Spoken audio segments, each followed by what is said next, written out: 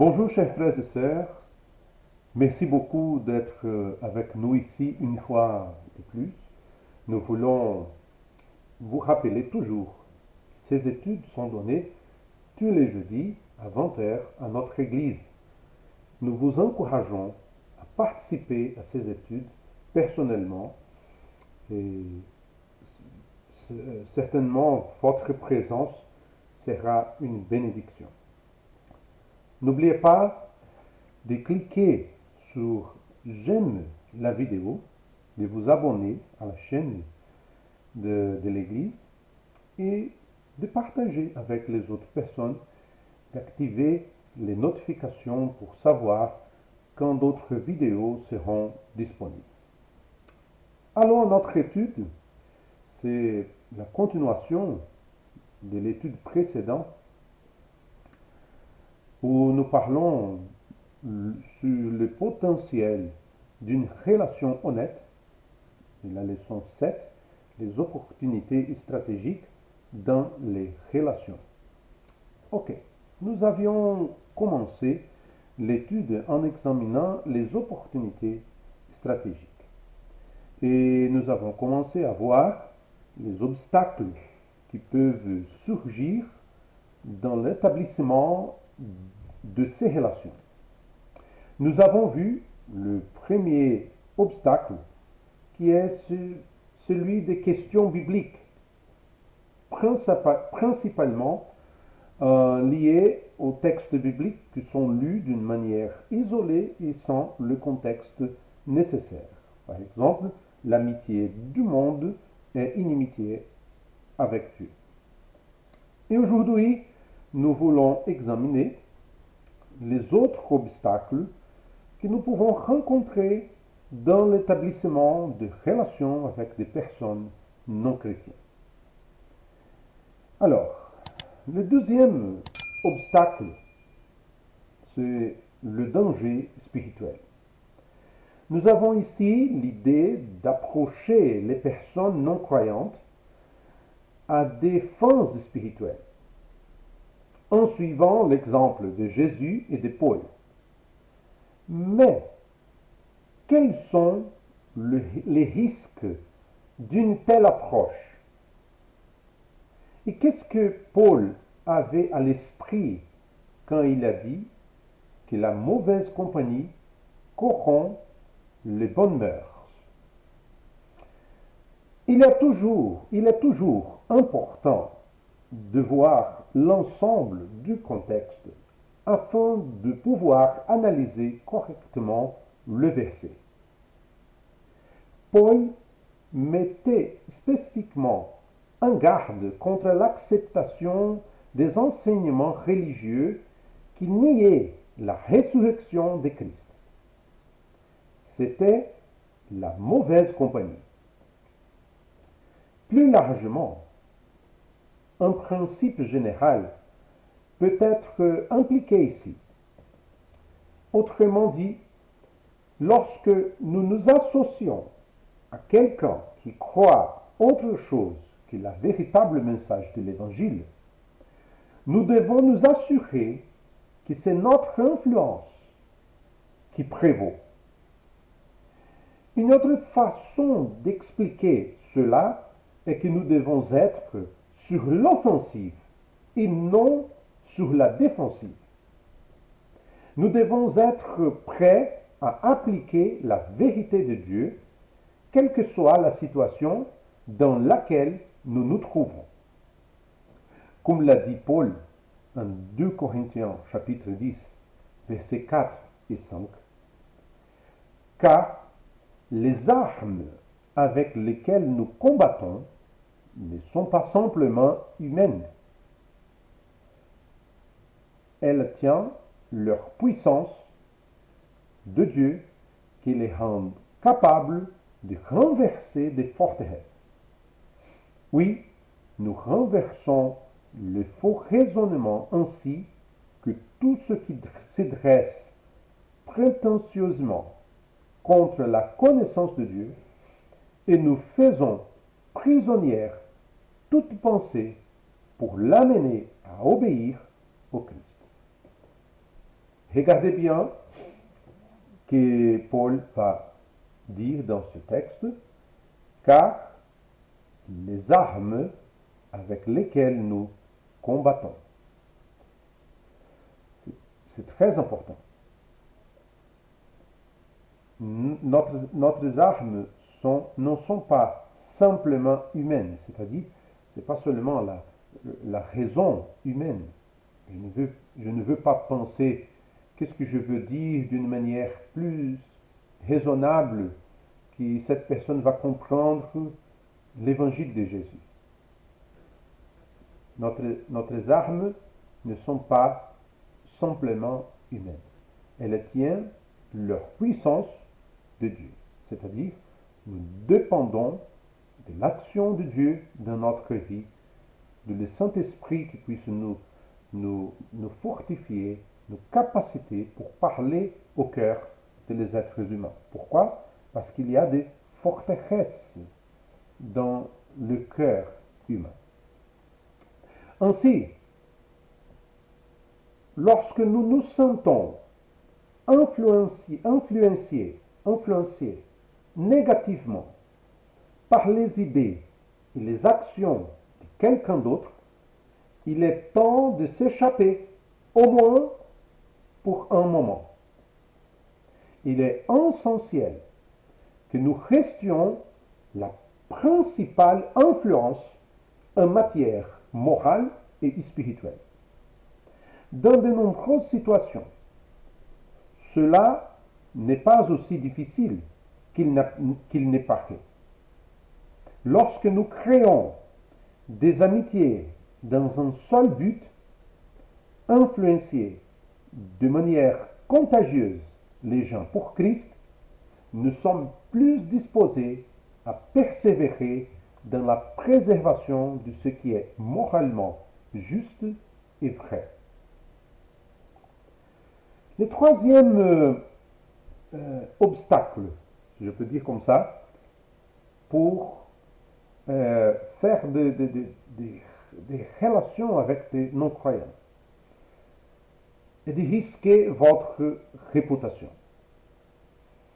Certains disent, mais si je commence à passer du temps dans des lieux publics avec de non-croyants, qui vont penser les gens de mon Église? C'est une préoccupation valable qui mérite d'être discutée, car certains chrétiens que vous connaissez risquent du mal interpréter vos efforts pour entrer en relation avec les non-croyants. Mais vous êtes en bonne compagnie, car Jésus n'a pas seulement risqué sa réputation auprès de la communauté religieuse, il l'a ruinée. Dans l'évangile de Luc, chapitre 7, verset 34, nous lisons que les religieux l'ont accusé d'être un glouton et un buveur. Bien que le Fils de Dieu ne soit pas celui qui les accuse, cela nous enseigne plusieurs choses sur le type d'individu auquel il a consacré son temps. Dans Matthieu chapitre 9, versets 12 et 13, Jésus a dit qu'il s'associait aux pécheurs parce qu'ils étaient des malades qui avaient besoin d'un médecin. Le danger est de confondre le médecin et les patients. Dans Luc chapitre 15, versets 3 à 32, dans le passage où Jésus illustre les personnes égarées qui étaient importantes pour Dieu, nous pouvons voir quelle était leur motivation dans les 2 premiers versets du chapitre 15. Les collecteurs d'impôts et les autres pécheurs notoires se pressaient tous autour de Jésus, avides d'écouter ses paroles. Les pharisiens et les spécialistes de la loi s'indignait, et disait, cet individu fréquente des pécheurs notoires, il s'attable avec eux. Jésus répondait aux chefs religieux qui murmuraient entre eux qu'il était inconvénient pour eux de fréquenter des personnes de mauvaise réputation. Il voulait que ces hommes sachent que non seulement ce n'était pas mal, mais que cet effort était récompensé en raison de la valeur que Dieu accorde aux personnes perdues. La quatrième chose, la gêne personnelle. Regardons les choses en face. Il est difficile de retrouver l'intimité avec le genre de personnes avec lesquelles nous avons vécu dans le passé.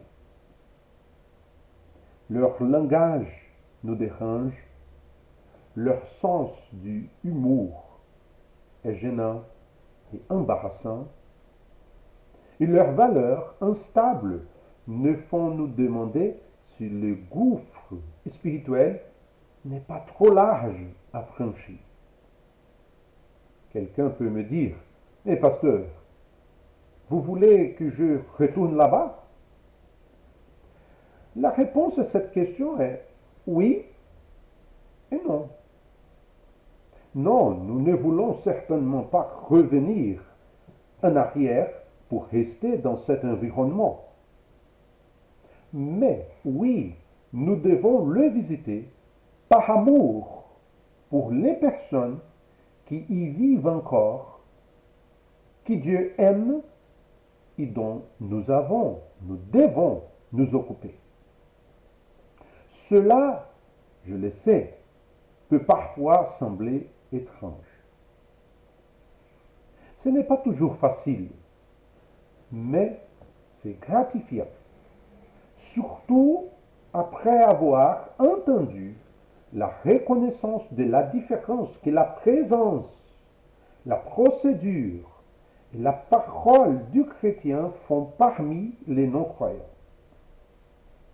Que ce soit au football, au barbecue, ou en voyage, au dîner, ou même dans l'environnement de travail, vous devez établir des relations de confiance et créer des ponts pour les conversations qui peuvent survenir à tout moment ou dans un avenir très proche.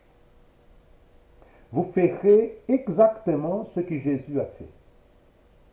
Ce sera un peu inconfortable au début, mais Dieu nous aidera à faire face aux problèmes et à honorer nos efforts dans ce processus. Puis-je vous suggérer de faire quelque chose qui fasse passer cette discussion de la théorie à la pratique? Je vous invite à faire une liste d'impact. Notez les noms de 3 personnes sur lesquelles vous aimeriez avoir un impact spirituel. Il doit s'agir de personnes dans votre sphère d'influence avec lesquelles vous pensez avoir une certaine possibilité de parler un jour de Christ. La préparation de cette liste d'impact vous aidera à vous défaire de la procrastination indéfinie qui consiste à tendre la main à des personnes sans nom et sans visage et à lancer une action spécifique visant à aider 3 personnes que vous connaissez et dont vous vous souciez. Il est essentiel de demander à Dieu de nous guider dans le choix des noms. Et vous devez continuer à lui parler des gens en demandant au Saint-Esprit de les rendre ouverts à l'amour et à la vérité de Christ.